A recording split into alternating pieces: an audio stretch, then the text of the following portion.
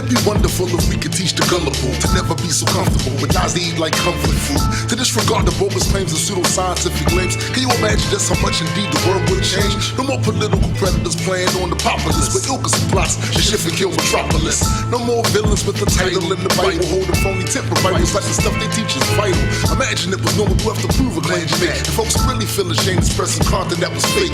It's not to say we never make mistakes, it's just to say we go out of our way to show the evidence it takes. Remain skeptical while you travel the road, the reason stay strapped with logic and facts. That's what it is, yo. Keep reality intact to help the truth grow. Question every claim, especially the ones you believe in. Remain skeptical while you travel the road, the reason. Hi, welcome to Road to Reason. I'm Brendan McAuliffe, and this is my co-host, Marcelo Arteaga. All right, today we're going to be talking about Bangladeshi bloggers, but let's talk first about the news. Yes, beginning with the news, we'll be talking about the Noah's Ark that's being built in Kentucky. Not Noah's Ark, Ken's Ark. I guess Ken's Ark, not as big apparently, unfortunately. We'll also be talking about Ted Cruz and some things said about him, the Iraqi government, and then we'll delve into the bloggers a little bit more. So about Ted Cruz, so John Boehner, former Speaker of the House, was talking about Cruz, saying that dealing with him was awful and called him Lucifer incarnate. The Satanic Church, however, responded saying Cruz was nothing like Satan or Lucifer, and Lucifer is a much better guy than Cruz. Yeah, I think it's funny because he's the most religious candidate out there right now, and I do think that I was hearing something about it, and generally Cruz apparently is systematically not liked by his co-workers, but I think there's also probably some political reasons for it, right? He's supposed to be the outside candidate, and he's trying to postulate himself as a countercultural, right, counter-establishment, and I think at some point he called the Speaker of the House a liar or something like that. Yeah, he throws around insults all the time. I don't understand it, but that's Cruz. All right, so we were talking about Ken Ham and his great big boat. Yeah, so the thing that particularly bothers me about this is that he's getting public funding, and he is trying to do this, I believe, like $65 million charade to try to like convince people that the Ark really existed, when it's impossible to feed all the animals there, and I think he's just doing partly this out of money and publicity, and it's great. He's trying to advance his faith, and good for him. But he shouldn't be doing it at the expense of the taxpayer. Not only is he getting money as a nonprofit organization, as a religious organization, but apparently he's using some legal, I don't call it loopholes as much as some state programs in order to get funding that he otherwise wouldn't have to normally. And that's what really pisses me off.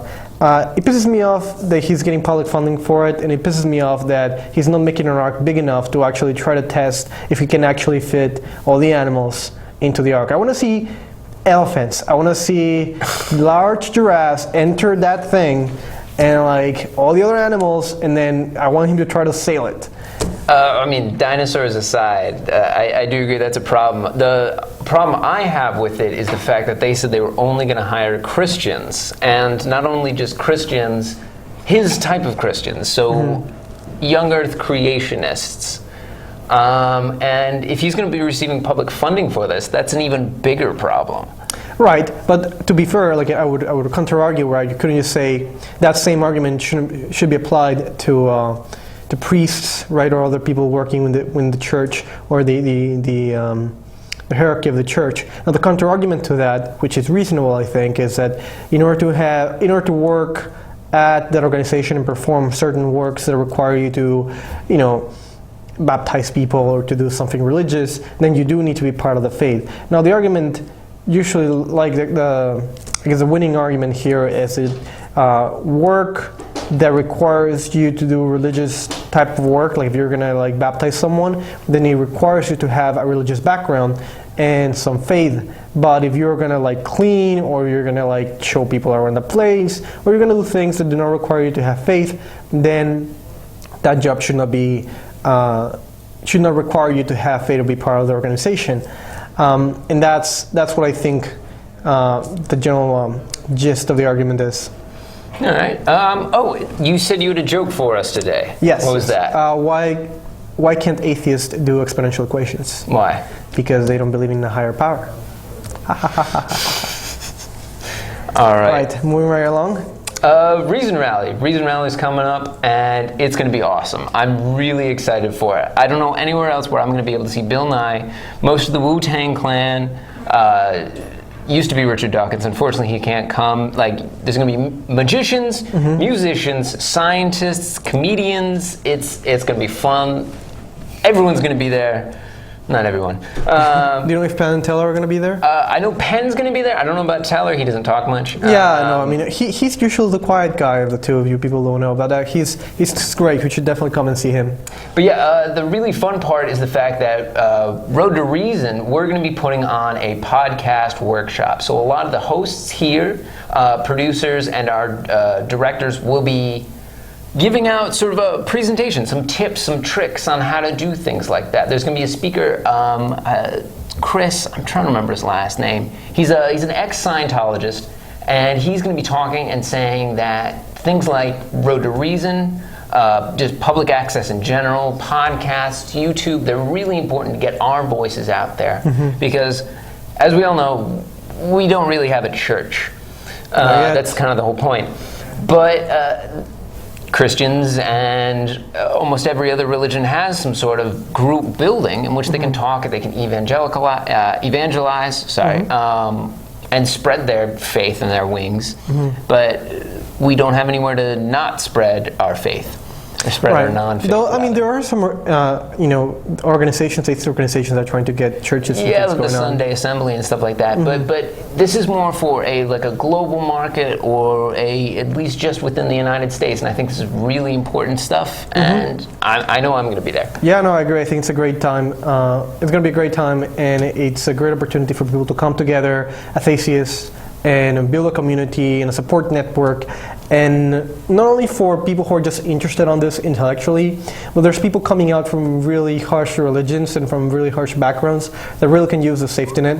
In particular, people who have been part of cults. For example, one of the speakers is going to be somebody who was able to leave the Scientologist cult. And one of his speeches, he's going to talk about the importance of having a support network of people who have gone through those experiences, and it means so much to them only to be able to relate with people that are able to think about from outside of the perspective of a religious mindset, and that really empowers them to be able to come out as atheists or just to break out from the faith, not necessarily become atheists, but that is something that is important to a lot of people. If we can help them by just showing up at events and listening and being part of this, being supportive, all the better, right? Oh, exactly. All right. So there's been this rash of attacks, and unfortunately, atheists, secularists, anybody who's called an atheist or secularist seems to be the victim of these things. And it's just this horrible, horrible thing. I think there's been, I think we're up to 12. I do know there was a list of 84 atheists/secularist bloggers that are on this list sent to the Bangladeshi, what is it? They're like their Congress, their one of their ministries. And it's a kill list. It's really fucked up. It's abhorrent. I don't think if we can say that. Anyways, so I hear you, and let me give you my general take on the story with the research that I did, and with a caveat of I'm not from that area. I don't know the particular culture, but I'm not Bangladesh either. But so this. Both the government and the religion in Bangladesh are really intermixed, right? So the political candidates also try to get, similar to the United States, the religious vote. So it is many times the case that they pander a lot to the religious vote, and of course this causes a backlash from the secularists saying, you shouldn't be doing this, the church and the state should ideally be separate, and that they, at the same time they're trying to also proselytize their own secular views. Now, Islam has an interesting I guess, law or some text talking about non-believers. Not only that it should be able to kill them, but in particular, you should be able to kill. You should kill or have the permission to kill people who leave the Islamic faith. Now, at the time, this apparently was because when Muhammad was preaching and doing his thing, people would join his religion to spy on him and his people, and then renounce the religion, and then go and spill the beans to whoever, to the neighboring tribe or whoever was trying to damage them. And so he instituted this law. Basically, if you're a non-believer, you renounce Islam, then we're going to kill you. And it was more of a military strategy than a way of keeping perhaps strict control within the religion. But people took it to heart, and now in the 21st century, basically, if you establish yourself in a community and you say you are a Muslim and then you're rejected, they can kill you. They can enact a fatwa, and people will feel free or they will feel that they have the moral duty to be able to kill you. And this is what happened with some of these bloggers. Some of these bloggers are ex-Muslims who are preaching against Islam and trying to show people the way out of this religious view, and now they're being hacked to death. And I mean, it is people who come out of Islam. It's people who are secular to begin with, but regardless, they're painted with the same brush, and they're systematically being they're systematically being hunted down and killed. All right, I hate to interrupt you, but we got to go to some PSAs. I don't think any of them have to do with being hacked to death, but just watch and see. I haven't seen them yet. All right. Well, thanks for your time. This is Hemant Mehta of FriendlyAtheist.com, and I invite you to join me at the Reason Rally in Washington, D.C. at the Lincoln Memorial on June 4th, 2016, celebrating the fact that we understand what most of America doesn't, that no God is watching over us, and it's up to us to make the world a better place. Check out reasonrally.org to see a list of all the events taking place that weekend. It's historic, it's free, and it's gonna be amazing.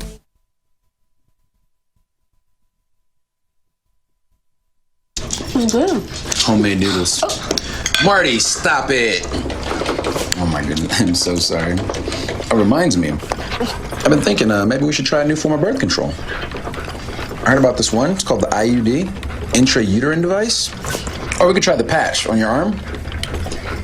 Actually, I think that one goes in your butt. Bedsider.org has birth control information and a lot more. And it's... What do you think then? Arm or the butt? There's a lot of tree branches and dry brush over here. We should probably move the bonfire over there.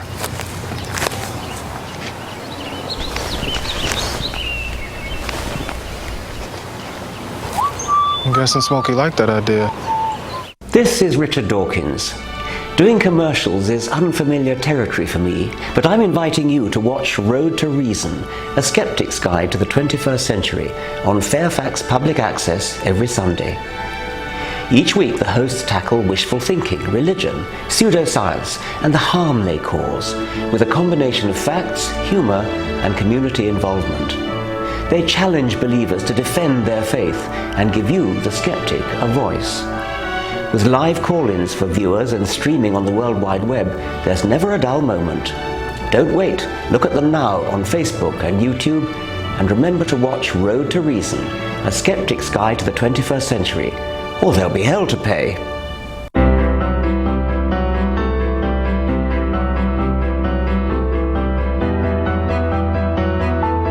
Body language can tell you all sorts of things. Like someone is having a stroke. Know the sudden signs. Learn fast. Face drooping, arm weakness, speech difficulty. Time to call 911 and get them to a hospital immediately. Learn the body language and spot a stroke fast. I'm Paul Sheehan, executive producer of Road to Reason, A Skeptic's Guide to the 21st Century, and I'm inviting our viewers to join us in Washington, D.C. on June 4th at the Lincoln Memorial for Reason Rally 2016. If you care about public access television, freedom of speech, and you feel that atheists and skeptical thinking people should have a voice, then you will definitely want to be at Reason Rally. The day after, on June 5th, Road to Reason will be holding a workshop to discuss how to promote atheism and skepticism through public access television and through the internet. Make sure to visit our Facebook page for updates as to when and exactly where that will be held. See you at Reason Rally. All right, we're back. Welcome back. Sorry, before I interrupt you, we were talking about the Bangladeshi bloggers and just activists. Right. One of the more recent ones that happened was not necessarily a blogger, but they were he was a senior editor at the first LGBT magazine in Bangladesh. His name was Julhash Manan. I'm probably butchering that name, but bear with me. That's a really bad phrasing, but go ahead. Yeah. But what ended up happening was he was very obviously against LGBT persecution. So he started this magazine to kind of give the people, the LGBT people in Bangladesh, a voice, so they could speak out, say what was on their minds, what was the problems with what was going on. And what ended up happening was several people dressed and said that they were delivery men to where this magazine had its headquarters. They then walked through the front door, went up to his office, and ended up hacking him to death along with another person, another staffer on that magazine. So far, no one's been charged or convicted. Apparently, they found some of the weapons involved with it, but not the people with. I don't know exactly how you do that, but obviously I'm not a cop. Well, they probably won't get caught. What I was going to say on my speech regarding this is that basically it's politically unpopular to side with the atheists. So the politicians have no real incentive to try to go for it. The police is a combination apparently of they already have too much work, too little pay, and frankly looking for the murderers of atheists, which are like a hated minority, doesn't really top their priority list. So unfortunately, and it's coming from Mexico, I can tell it's probably not going to get solved, and that seems to be the situation from what I've read and with the little that I know of the situation in that country. But yeah, no, it's a shame, particularly because he was very active in the LGBT community. I was seeing a little bit of his magazine, and he was doing great work, right? He was trying to allow people an outlet, provide people an outlet to speak, right? To be able to show their homosexuality openly on a culture that is really really aggressive in that sense. Yeah, and another death that really gets to me and Marcelo here is the fact that there's a guy, Avijit Roy. He was a Bangladeshi American, and he was killed February 26th, 2015. And he was actually a writer for CFI. So he worked in America on similar topics to what we're doing. And so he goes back home to Bangladesh. He visits a book fair because one of his books was on sale there. He went to give a talk about it to spread his ideas and his messages. And so when he got on a rickshaw with his wife to go home at about 9, 4 masked men knocked him over and started chopping his head off and attacked him and his wife. Unfortunately, he died, but his wife they were able to stabilize her in the hospital. Mm-hmm. She lost a finger, and unfortunately her husband. And this stuff just it boggles my mind, and it hits me personally because the fact that I'm here, I'm able to talk about this kind of stuff, and I'm doing it at a public access television show. they wouldn't be able to do anything like that in Bangladesh, because as soon as they got on there and started saying anything, people would be banging at the doors to try to get in and kill them. It's so frustrating, and to know that I can't really do anything about it. Like, we can't go in and like attack the people who are attacking us, or try to reform some legal issues that impede them, us rather. But we just can't do anything. And well, I think agree and disagree, right? Like on the short to in the short to immediate term, there's nothing they can really do. You're talking about something that's systematic on a culture, right? Something that it's greater than what an individual can impact in their lifetime, right? But they were working for exactly that mission, right? I think the important thing to hear is to remember that they were trying to do something about this. You know, as you feel frustrated, I'm sure they felt frustrated too about their culture, and they for what I've read or for what I understand, it's like they knew what they were gambling with their lives, but they were doing it because they believe in the cause, and they believe that it was worth the risk, right? I believe that we should remember them not in the context of, well, this cultures that are never going to change. Here they are, these cultures that there's nothing to be done about, and what a tragedy. Let's just remember how sad it is, and try not to do anything else, and feel discouraged. I think if they had a say, I think they would rather be remembered as martyrs for a cause that was greater than themselves, for the cause of secularism, for the cause of individual autonomy, for the cause of freedom of minds and security in their persons, and the ability to be able to talk about important issues such as homosexuality, as freedom of thought, such as being able to live your religion without the threat of violence being placed against you. It is that the message I think they wanted to leave with their lives, and I think that's what our audience should go with. I definitely agree. They were fighting the good fight, but it's so sad to see someone have to die for it on our side, because as we all know, when we die, we don't go anywhere. We don't go up to paradise. We don't have a heaven. We just have this. And fighting for this against an enemy who's fighting for the second place, it's just, we need to do more things here to stop them from doing things that that they believe send them to heaven. Mm-hmm. It's just, it's deplorable, and it's despicable. Yeah, I also think there's something to be said about self-defense, right, and the ability of secularists in that country to be able to take matters on their own hands, and not to get too political in this show, right? But like here we are talking about atheists being systematically murdered, hacked to death, and the police basically being unable to find the killers or to do anything about it.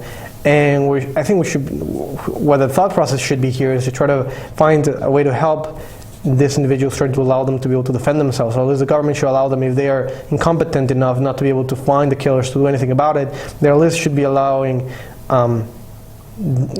secularists to be able to have their life threatened, to be able to find the means to defend themselves. And perhaps that's an avenue of advocacy for secularists in that area.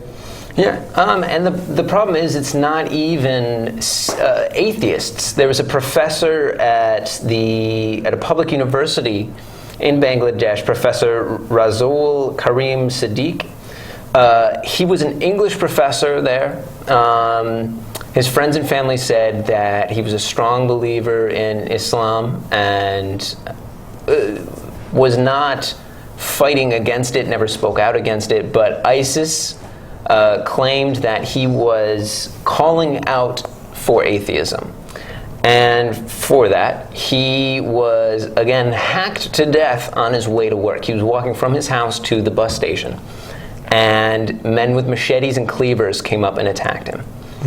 And you often don't hear about a case where people talk about, oh, so-and-so was butchered, and they usually use it as a hyperbole. This man was actually butchered. It's barbaric. And again, I'm just lost for words about this stuff. Well, I mean, you can even be further, just go further and talk about the fact that they still can homosexuals from cranes, some Middle Eastern countries, or, you know, it is not only, I think I find interesting how people feel themselves to be, as you show, like abhorred with these people being hacked to death, when it is part of the legal structure of these countries to take such extreme acts just for people who are born or think differently, right? It's not only the fact that these people are being hacked to death. Like, you're talking about a system that is hanging people just because they were born with the wrong proclivity or what they consider to be the wrong, I guess, feelings to the wrong people. And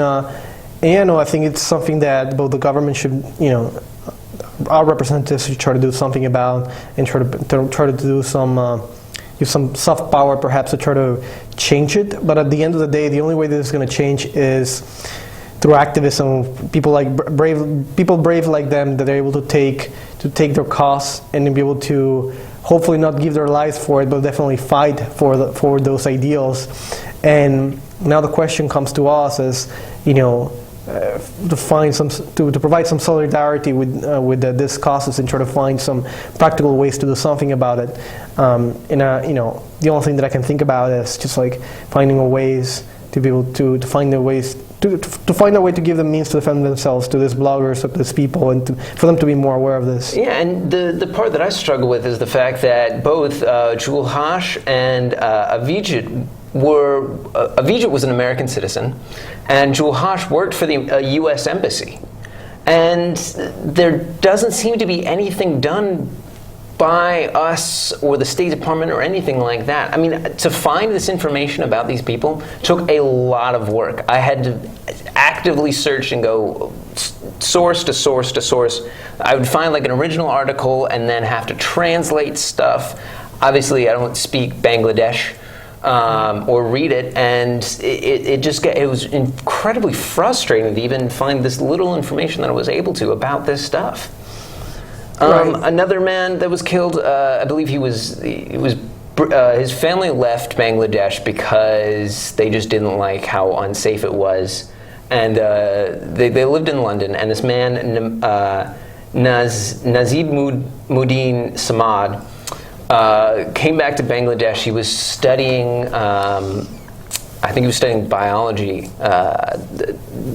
I'm probably wrong about that. It wasn't a good quality source that I found that on. But he was killed just the other week. He was just killed on Wednesday, April 6th. The last thing that he was talking about on his Facebook page was that evolution is a scientific truth. Religion and race are an invention of the savage and uncivil people. He was part, and he supported this petition to remove Islam as the state religion of Bangladesh. And I'm not quite sure how that works out, because many people purport Bangladesh to be a secular society, yet have a state religion. I'm not a constitutional lawyer in Bangladesh, so I wouldn't be able to fully explain these. I imagine it's probably something similar to Israel, where the government is theoretically secular, but it's so involved with a religious community that it might as well be one. I'm not quite sure about that comparison, because Nazib Muddin, he also called out against several the opposite Hindu party, which was fighting for virtually the same exact thing as the Muslim part, the majority Muslim party, but they're just Hindus. It's religious sectarianism, obviously gone awry. because, I mean, in my opinion, that's the only way it can go. But the fact that these people who are fighting two different systems that hate each other, one of them decides, the enemy of my enemy is also my enemy, and he deserves to die. And I think it's a lot because the fact that they have no support structure. There's no backbone within that community. There's no road to reason there. There's no, they're not going to have a reason rally. Imagine one of the speakers from the reason rally walking home and is murdered because they went to the reason rally. Do you imagine how outrageous that would be? But this has happened again and again and again in Bangladesh. There's been, I believe, 12 instances of this happening. One happened yesterday. It's hard to keep up with this stuff. There's a quote from a man, I can't remember who did the original quote, but I first heard it from George Will. He said, you try to be cynical, but you just can't keep up. And it's this exact same thing where you try to support these people, you try to publicize their works that they died for. But then another person is killed for their works, and you try to support their works, and then these deaths keep overshadowing themselves, in which they just get lost in this mass, and then people stop reporting on it because it becomes just a common occurrence. Right. Well, tell me about it. Yeah, no, I think it's interesting how just thinking about the parallel between that and like reporters in Mexico, how they're like systematically butchered, and eventually like the reporting about what's happening ceases because nobody wants to talk about it, and it's a vicious cycle, right? Like it just gets worse because nobody reports about it. Nobody reports about it because it's really very, really bad, and they can kill you because of it. And that cycle is not going to be broken until people who care for our ideas are able to have a political voice and able to have the means to defend themselves. Every time I hear every time I hear this type of stories of bloggers being killed in this particular region, I can think to myself clearly the state is not able to provide security, and there's a list, a small community who are courageous enough to stand next to them. I think they should seriously be thinking about creating ways to defend themselves, apart from the state. It's a sad truth that many states don't have the resources in order to follow any of these leads, right? I think that trying to be more objective, right? We can expect that where you said like 12 deaths, right? Like I'm sure they have so many other murders every other day, and to be able to give a special treatment to community would not be the way to go. But if we as a community really care about this, we should try to rally around this particular issue and try to find practical ways to intervene that do not require state intervention. Because you were talking about State Department, how difficult it was to find this information, and people tend to use the state as a means to be able to express their frustration, which is sometimes well placed. But what is the State Department ever going to do? Are they going to send an angry letter? I mean, they're certainly not going to cut resources to them, and it is only individuals acting that are going to change this type of situations. The more that we remove them from this, the more that we talk about let's write a letter to Congress, the less likely it is that things are going to happen. The conversation, I think, should always be, how do we help these people defend themselves? How do we get people financial resources? How do we get these people more publicity and gain perhaps some political traction? And I think that's where the conversation should be. And the hard part about doing things like that is the fact that everybody who's an activist or anonymous blogger or anything like that in that area receives death threats. Every single one of them received multiple death threats. And many of them haven't been killed, haven't been assaulted, haven't incurred any sort of grievances yet. So we have no idea who to support, who to help, because a lot of the times they're either anonymous, or they're so spread out, or they're moving around so much.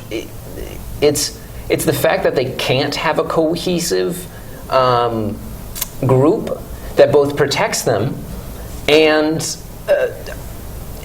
disables them from being able to have a larger protection. Right.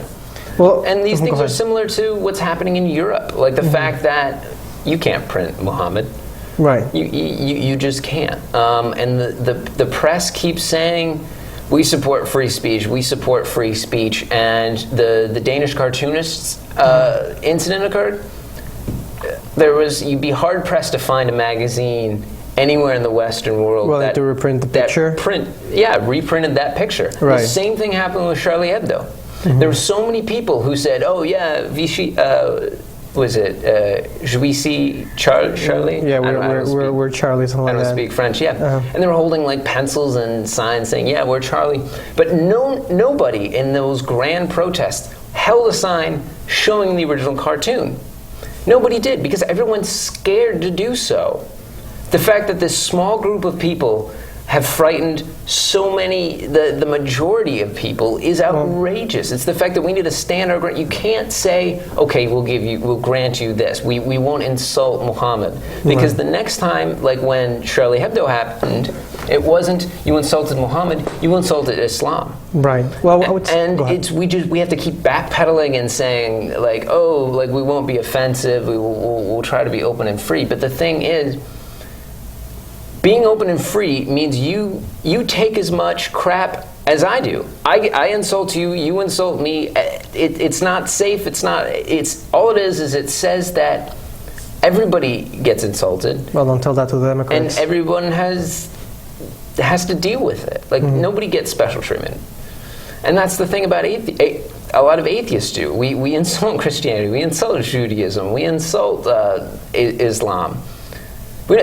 Giving people special treatment is not the way to do this. I agree, and I definitely agree with the spirit of what you're saying. But on the other hand, I would say, like, I think I did see people showing pictures and trying to rebel against this idea of sanctity around the picture of Muhammad.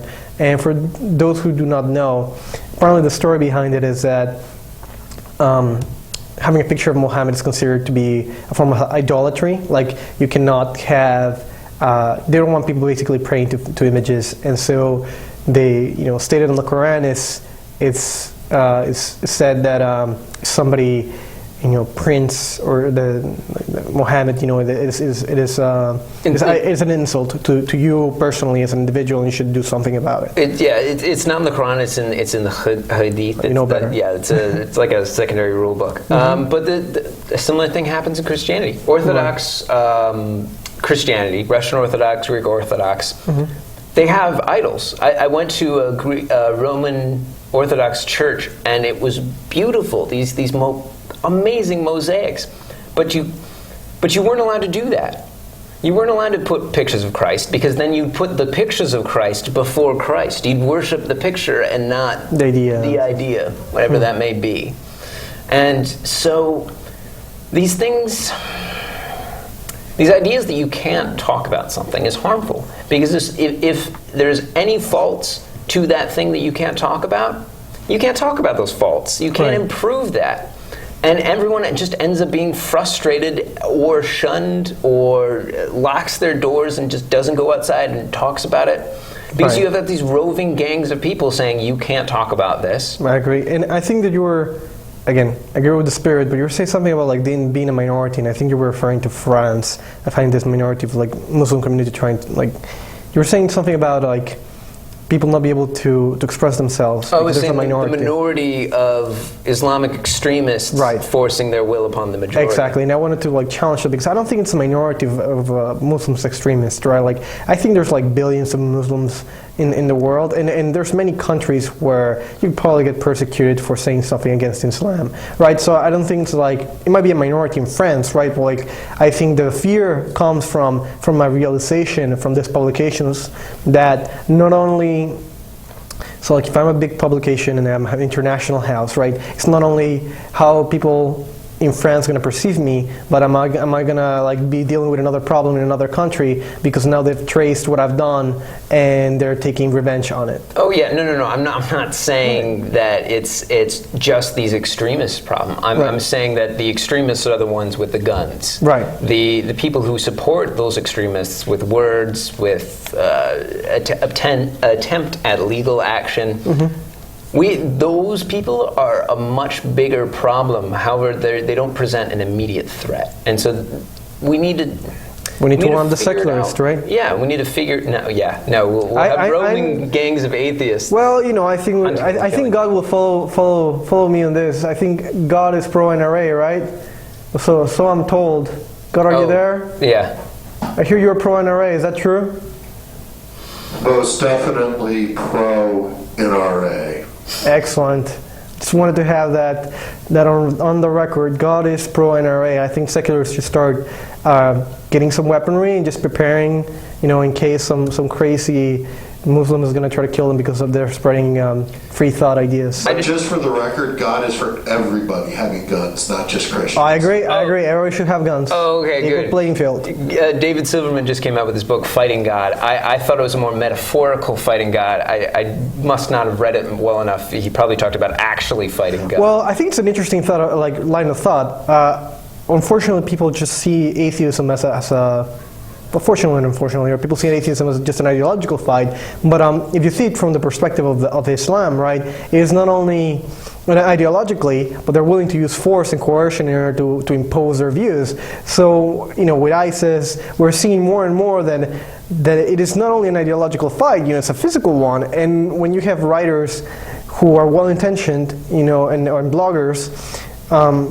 seeing this just as an intellectual, perhaps, fight, a war of ideas, sometimes it is lost in these conversations that there's a real people that we're having arguments against, and that they're willing to kill us for what they believe, and they should be readily available. You should be prepared to be able to defend what we believe in. And it just reminds me about there was this philosopher giving us speeches on campuses. He was a libertarian philosopher, and he was talking to the students saying, from the things that you believe in, what would you be willing to die for or to fight for?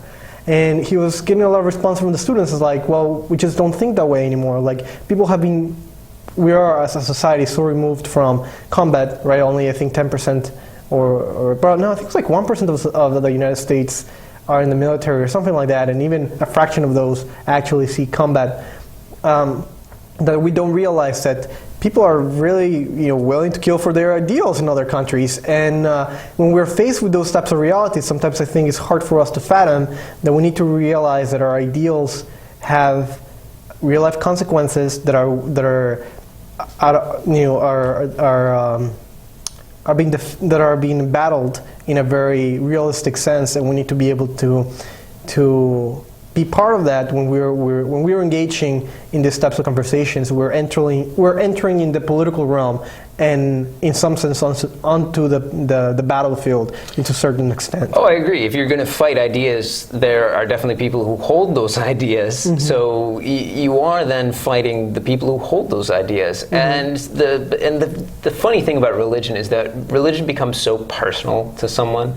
It's my Jesus, it's my God, my Muhammad, my Yahweh. That if you criticize anything about Yahweh, Jesus, Muhammad, you're attacking them. You're attacking their ideas, and those ideas are them. But the thing is, if people, you can remove yourself from those ideas. You can say, I might hold those ideas, but those ideas might be wrong. I agree. I hold certain philosophical ideas that if I came in to debate someone philosophically and they said those ideas are wrong because of X, Y, and Z, I might say, okay, yeah, those ideas were wrong. I was wrong, but it doesn't make me want to then stab them. People who their idea become themselves. I hear God laughing right now. People who become people who start sort of. Who those ideas become them. Mm-hmm. Those are the people with the guns, with the Kalashnikovs that run into publication houses and shoot people. Well, yes, but on the other hand, don't you think that people should be able to hold their faith as indistinguishable from their personality? Like being able to say, I'm a Christian in a meaningful sense, shouldn't that be an extension of who they are, right? Like, isn't that ideally what religion should be. That's fine, as long as you don't extend that faith onto anybody else. If you go and there haven't been a lot of these, if you go and then firebomb an abortion clinic, that's too much of an extension. Well, it's fine if you have your cross above your doorway in the kitchen and you've got pictures of Jesus or whatever you want. That's fine. But don't come in and fight those. Don't be violent about those ideas. Well, I think, again, I understand the spirit where this is coming from, and I agree with it. But like, I fundamentally disagree with that perspective, because I think people should be able to take their beliefs to the logical extent and to be able to be as passionate, even to the extent of harming a third party, right? So, for example, take for instance, bombing Planned Parenthood clinics or something like that. Like I'm a libertarian. I disagree with it. I'm pro-choice, but I think if you thoroughly believe that abortion is comparable to killing a child, right? Like if I believe is wrong, but like if that's what you believe in, that should be the logical conclusion you should come to and try to defend it, even with your life. And I think that it is. I guess what I'm trying to say is that it is a shame that people see extremism and fundamentalism as necessarily negatively correlated. Like if you talk about someone being principled, right? Like say the people who fought for the Revolutionary War and killed Englishmen because of the perspective in taxes, we see that as being courageous and as being that a principled position, no taxation without representation, and something they were not willing to stand for, and they were able to kill for that. They had, I guess, the guts to kill for that. And we see them as principled, but when we see them from a religious perspective, we don't see them as principled. We see them as extremists because we believe them to be wrong, right? But I guess what I'm trying to say is, I think that what is wrong is the belief in the fundamentals they're reasoning from, not the I agree. Extremism itself is not necessarily a bad thing. It causes revolutions for good and for bad. It causes people to take action to enact change within their own community and other communities.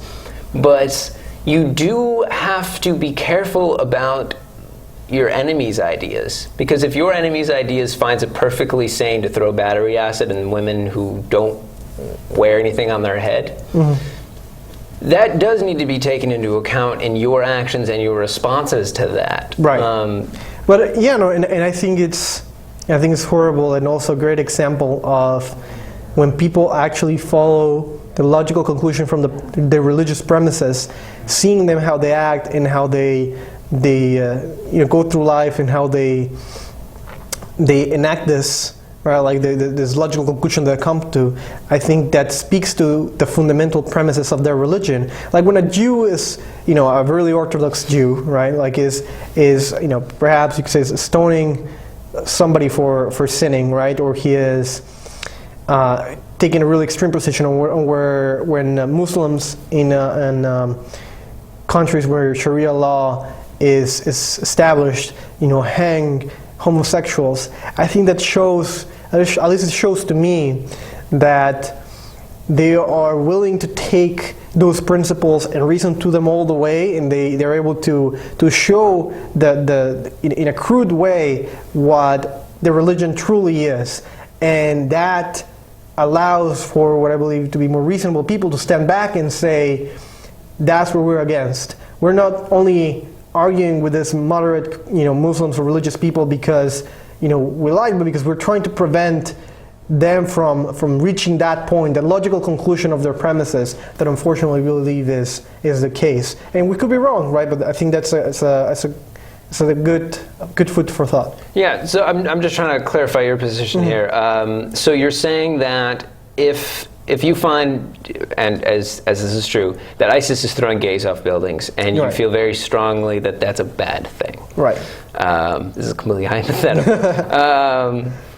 Would you then say that it's okay for you to then throw them off buildings, or Not quite. I'm just trying to figure out what. I'm saying that ISIS truly believe that the Quran is the only word of God, and God says kill someone, and they go and do so. They're trying to get to the logical conclusion of their premise, and I think that shows to reasonable people how crazy it would be to actually follow those premises and follow through with the conclusions that they come to, and that shows, I guess, shows how the Western world has evolved, right? Like it's showing the flip side of our current philosophical system. Yeah, and I agree. ISIS throwing gays off buildings is a bad thing, and it shows people that ISIS is bad. But they're still throwing actual people off buildings. Yeah, but what would you then say would be the logical response for people to then say stop that? Should we just write them angry letters? No, we systematically eliminate them. Okay. Through drone strikes, or foot soldiers, or whatever it takes. I mean, the economics of it is hard, of course, but ethically speaking, no, you need to combat them not only in a philosophical level, but actually go and kill them before they keep, taking cities, before they keep killing civilians for their purposes. Yeah. So need to make sure it's an idea on both. It's a war on ideas and bullets. Yeah, down with ISIS. Yeah, that's something we could all agree with.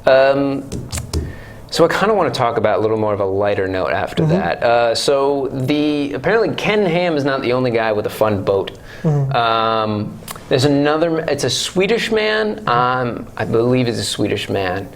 Can't remember his name because it's also very hard to pronounce. But he built an ark with the instructions in the Bible. I don't remember. Is it completely accurate? I'm not sure. I hope it is. The ark boat, exciting and new.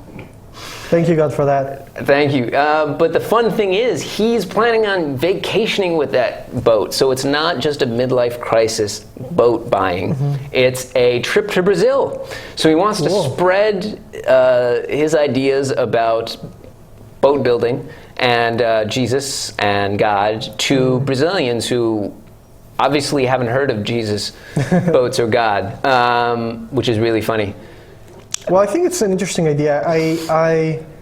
While I disagree with the religious views of these people, I think that it's great that they're finally bringing it to fruition. Like, I actually want to see a realistic Noah's Ark filled with as many animals as they would have needed. I want that boat to sink into the bottom of the ocean as a proof of how crazy an idea it is to believe that you can feed all those animals in such a tiny space, and to just like let it sink in on people how crazy this idea is. Well, I mean, my criticism of the flood actually happening is I look outside and I see a tree, and I think no plants would be able to survive being underwater for, was it 40 days, 40 years? God works in a mysterious way. Right, but at the same time... You see, the thing is, if you're thinking about it, you're going around it the wrong way. Am I using logic? Yeah, exactly.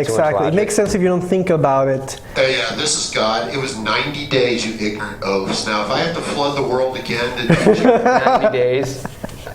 All right. That's... Well, actually, I'm hearing it might be 40 days. Being God, what do I know? Yeah, I mean, it depends upon your translation, I guess, and... all those other irrefutable, completely true facts about the Bible that change from translation to translation. We'll see about that. But something I was hearing from somebody who works at the show. Apparently, this guy is trying to have a realistic Noah's Ark flow, like go into the ocean, right? And he'll be able to like navigate it. But apparently, the physics of it is such that it is likely to break and sink, because I'm clearly probably most likely wrong about this, but like the way that the ocean or the waves will move it will be such a way that it would most likely break it in the middle, and most likely will like sink, because the architectural structure of the Noah's Ark is apparently not very good. Yes, because using those materials, I've taken some classes in engineering, and I'm a little versed with this. So the way that the ark is supported is it's built like this, but it has lattice structures supporting it this way. what the boat will do is the boat will twist and then sink. Because when the waves hit it, it doesn't have any support lengthwise because it's just too long. You just physically cannot support a boat doing that. So if you were to be able to float, we're saying it would be something like a miracle. It can float, but as soon as you get it past, I don't know, a beach, it'll probably break just due to its own pressures and the pressures of the ocean.